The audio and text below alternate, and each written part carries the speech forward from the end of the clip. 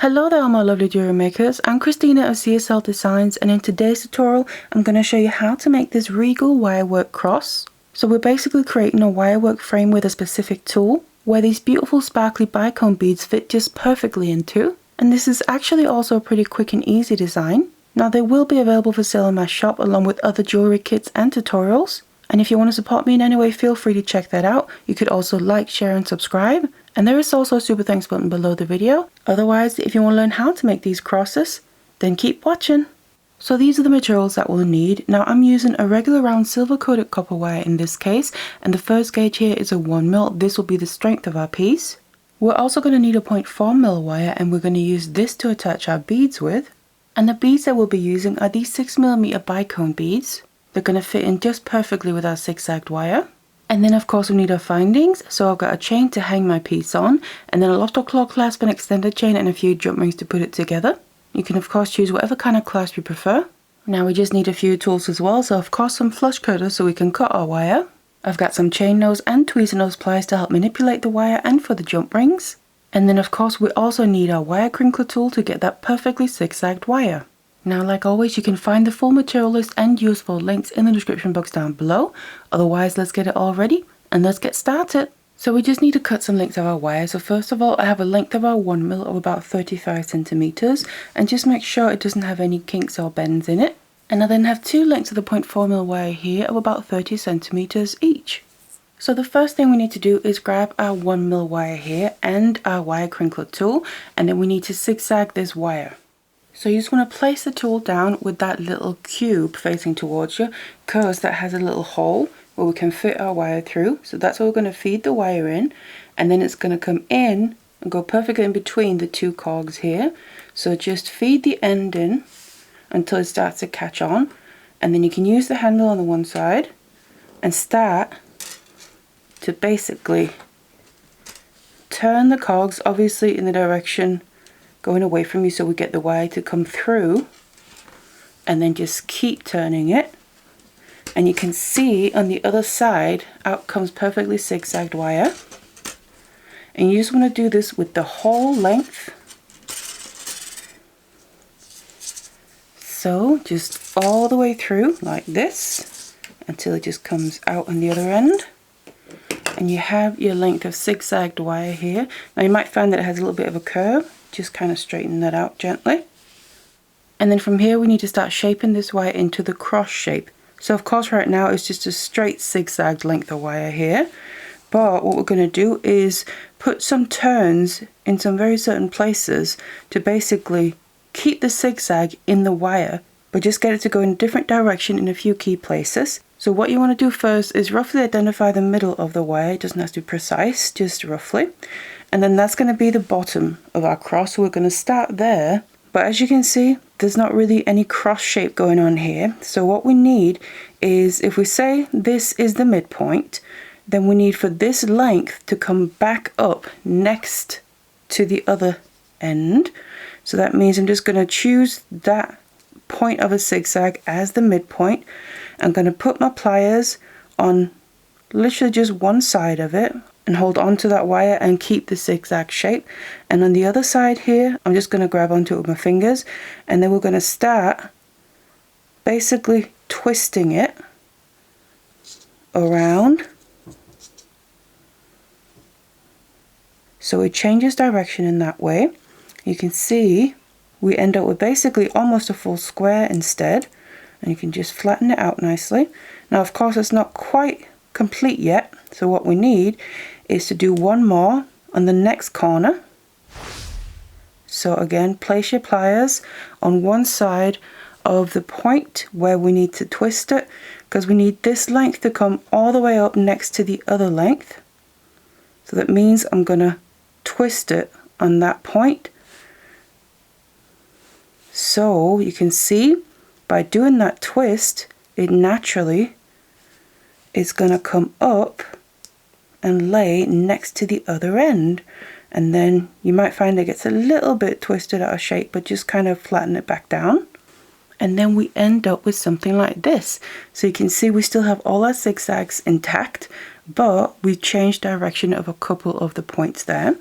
And that's basically the trick to creating the cross shape. So like I said, this is the bottom part of it. We're then going to work our way up. So on the bottom here, we're going to have 1, 2, 3 of our diamond shapes intact. And then we also need to create the arms that go out to the side. So that means if I'm just counting those 3, 1, 2, 3, it's on the 4th one here where we need to create that part. And you can just grab onto your wire however you feel comfortable. So it's this point here, obviously on both sides, but we're just going to do one side at a time, where I'm grabbing onto the wire, and then we need to twist it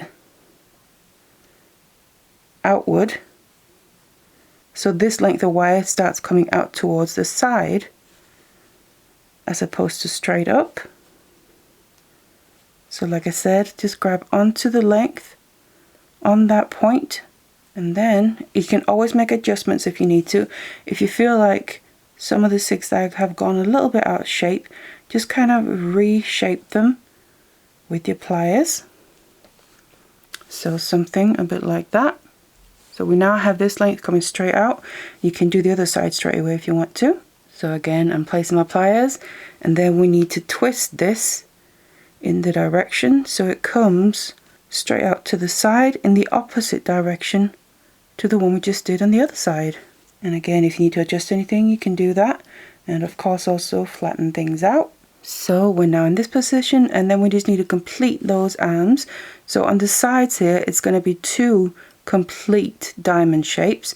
Now obviously that's not counting that middle one. So we have 3 on the bottom, that's the longest one. And then 2 out to the side, which means this is the point that I need to twist.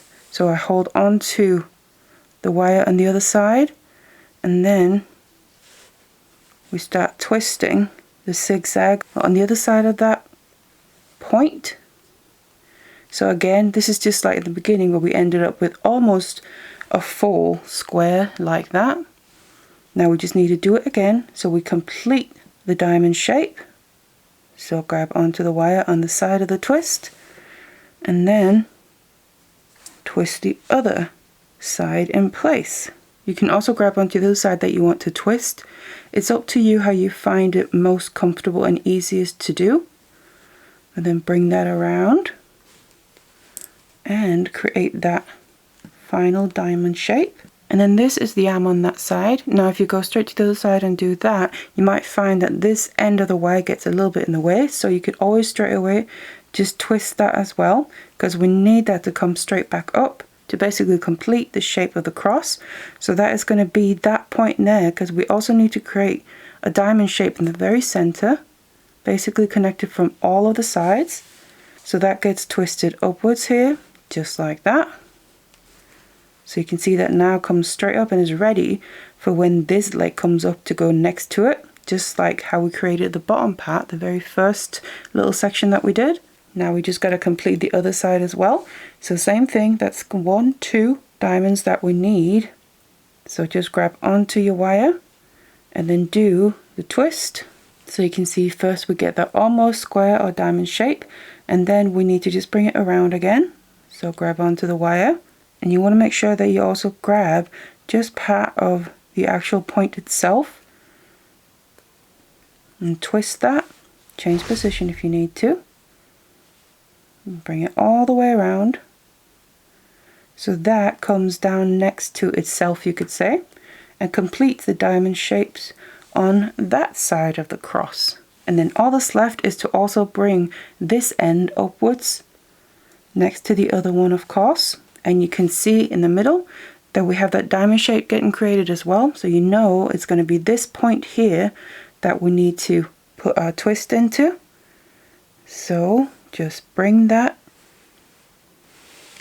around so that comes up and joins up with the other one and sits right next to it.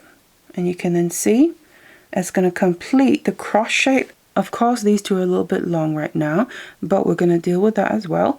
But otherwise, it's the basic shape of the cross in place now. So this is what you could call the frame of the piece. Now what we need to do is start adding our beads and also help connect it and make it more stable. And that's where we're going to bring in one of our lengths of the 0.4 mil. And of course, also our beads. So I have them handy. Now first thing we need to do is just attach our wire to the frame here, and I'm going to start on the very bottom again. So the very bottom point, I'm just going to put my wire through, and I want to just wrap it around that point a couple of times. You can just bring it straight down through the frame like that. We have an opening at the top, so that makes that easier. And I just like to do 2 to 3 wraps or so. Just bring that little tail down. So I have my wraps, and my wire is coming from the bottom here and over the top of the frame, which is then in position to add our first bead, because the beads are going to sit across our diamond shaped openings. So I'm just going to grab the bead and then add it onto my wire, let it drop all the way down, and then just make sure that those wraps are at the very bottom point, and the bead is going to just slot in perfectly like that. So lay across the shape like I said. Now I then bring the wire back down in between the two legs, so back down towards the back, and then I'm going to just wrap my wire around, you could call that a little connection point, where the 2 points of the zigzag basically meet up on the other side of the bead. And I'm just wrapping around. I'd like to do it 3 times. And just make sure that the wraps are sitting nice and close to each other. And then I bring the wire up between the 2 base wires again. And then it's in position to add our next bead. Add it onto the end, let it drop all the way down. And then we just want to make sure the bead is going to sit correctly. So it's going to go sideways across like this. You don't want the actual hole sticking up in any way. You want it to lay sideways like that. And then come back down between the base wires. And then we just want to wrap around the next connection point there. So once, twice, and a 3rd time. So you can see it's pretty simple how we're adding the beads in, nice and easy. Come up between the base wires again, and we're in position for the next bead. Add it on, let it drop down, and then make sure it sits sideways across that diamond opening that we have. Wrap your wire around the connection point.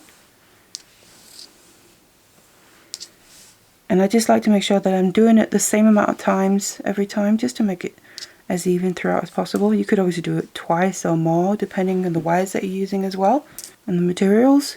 Now we've reached the middle, where basically the diamond shape is created by all of the legs, you could say, but it's no different.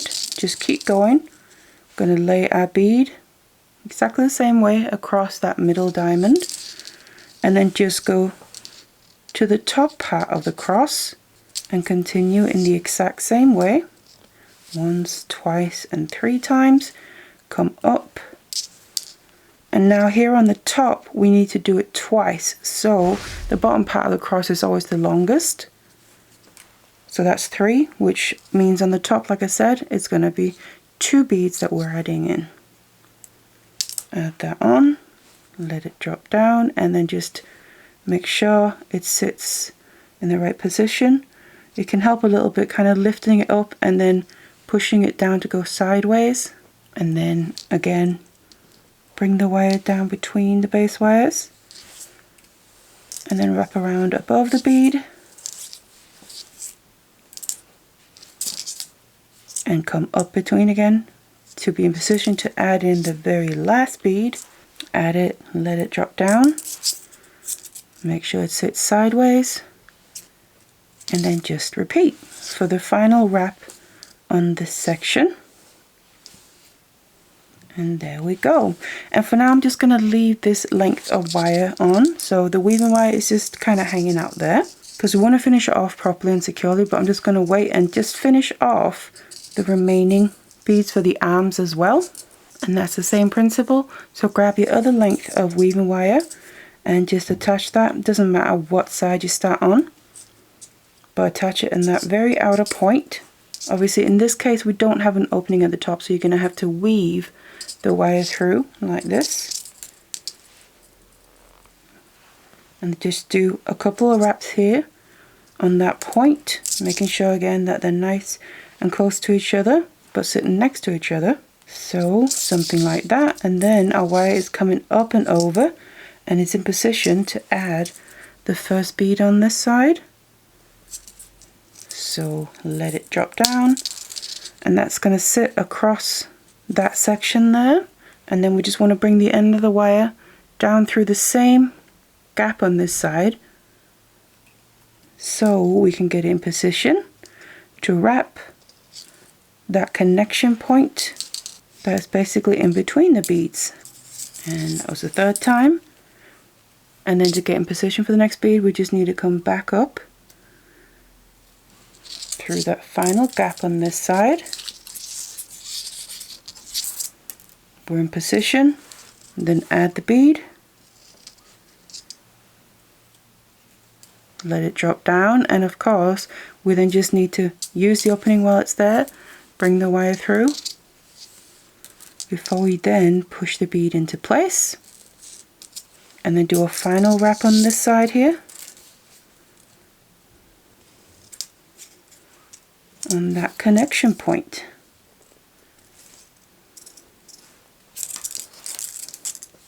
And then what we can do now is just finish off the weaving wire on this side, because then we can use the rest to do the same thing on the other side.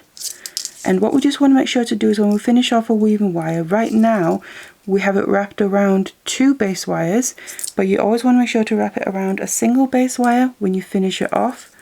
So what I'm going to do is just bring it down and then just basically weave it through a little gap right where we've done these wraps already, just so we can wrap around one of the base wires just on one side. It doesn't really matter which one, because the weaving wire is always more secure when you then go to cut it off if it's been wrapped around a single base wire. So just do a couple of wraps like that, and then we can go in, cut off the excess, and then just grab your pliers and make sure to squeeze the end down so it's tucked in between the base wire and the bead. That way you shouldn't be able to feel it and it shouldn't catch or scratch on anything. So that's almost all the beads added. We just have this side as well. So you can just take whatever you had left on this length of base wire that we just cut off, and we just need to repeat the exact same thing. Bring it up through the opening and then just weave around that outer point a couple of times to attach it, and then we can add in our first bead, let it drop down, bring it across, and then again come down through the opening so we can get in position to wrap that connection point the same amount of times that we've done it in all the other places. And then for the final bead, come up through the gap, add the bead, let it drop down, and then just come down through the gap before we settle it in place to sit sideways just like all the others, because as you can see, that way you get all the color and sparkle from the beads when you make sure it's a side that's facing outward like this. And then otherwise just wrap this length on that final connection point, and then you just want to do the same thing here. Just wrap the weaving wire around a single base wire a couple of times, and you can cut off the excess just like I showed you on the other side. Now what we need to do here at the top is also just create a little bail, so of course we can actually hang this on a chain or something. So I'm actually also going to use the zigzags for that, but again we just need to change the direction of some of them.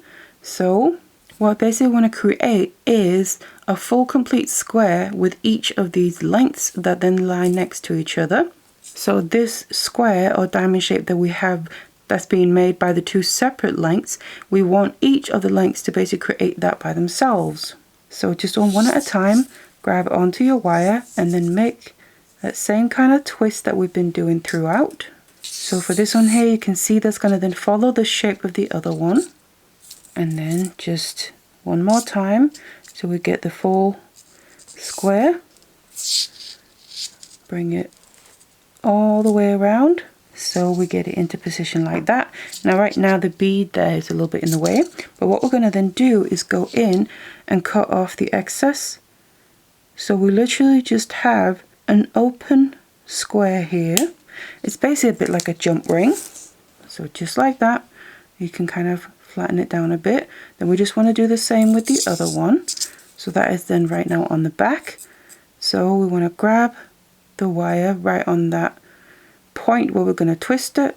And this one is then going to come in the other direction. So follow the shape of the one that we just made. So if you see from the front, that's going to just lay behind the first one. And then just the last little twist here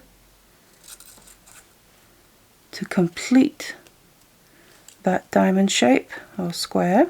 And then same thing here on the back, you have the length coming downwards. We just want to cut it off where this square or diamond is basically complete. So cut off the excess. So again, we kind of have a bit of an open jump ring, you could say. And you can also just flatten that down a bit. Now what I personally then do is, this is in my opinion facing the wrong way. I want this to, so the opening here, so the actual diamond or square shape is going to face sideways. So that means I'm just going to grab just one at a time and basically twist them to face sideways instead. And just adjust them however you need to. So they again sit right next to each other and kind of on top of each other. So they complete each other's shape, you could say. And that also means that the openings that we then have are going to be secure because the other one is not open in that same spot. It's on the opposite end. And then by doing that, we basically created a little bail that has the same shape as the rest of it. So it blends in nicely, but it also doesn't interfere with the design. And you have a nice big opening. You can get a lot through there. Now to finish off the weaving wire, what we just want to do is again just weave that around a single base wire just a couple of times. That is why I left it to this point, so we could then securely wrap it around the base wire after we put it into the final shape.